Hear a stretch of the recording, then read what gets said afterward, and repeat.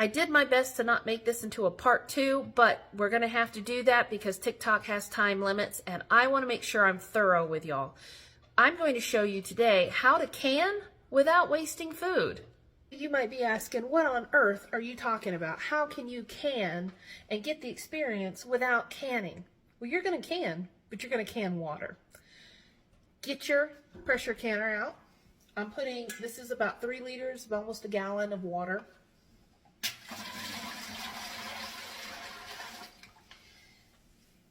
And now we're going to fill up our mason jars with water.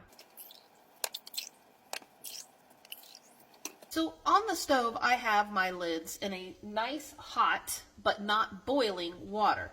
Ball just came out and said, you don't have to do this to our lids anymore. However, 1, it's habit for me to do.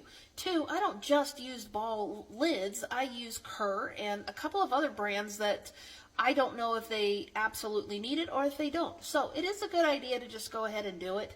What it does is it softens up the rubber around to allow for a good adhesion to the jar, a good seal, and that's what you want. Because I'm canning water, I'm not too worried about it, but this is also the point where you need to wipe your rims down.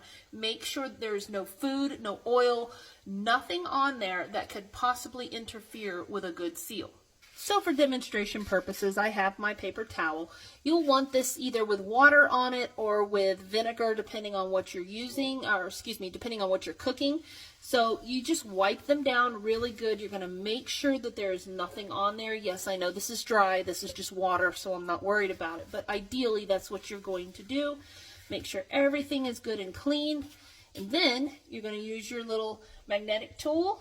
Reach in, grab your lid, put it on, seal it with your ring, fingertip tight.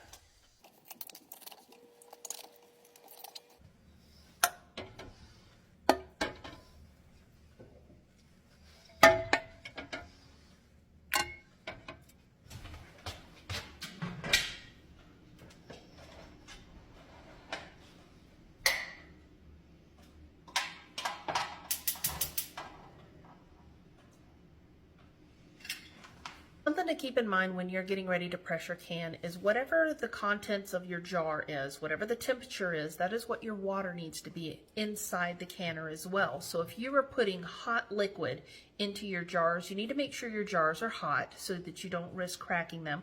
And you need to make sure that the water inside the canner is the same temperature as the food you're putting in those jars.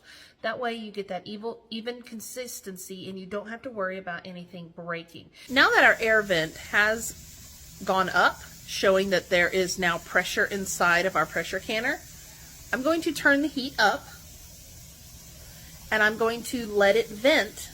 That means without the weight on there for 10 minutes.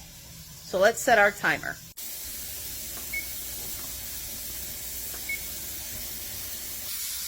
So we're just a couple of seconds away from our time being up for letting it vent for 10 minutes. A couple of things I wanted to show you is don't be scared of the steam coming out. It is hot, but it's not hot enough to scald you unless you leave your hand over it.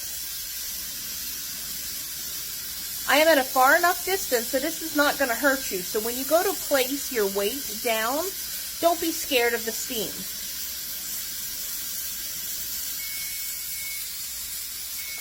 There we go. Timer goes off. You're going to want to take your weight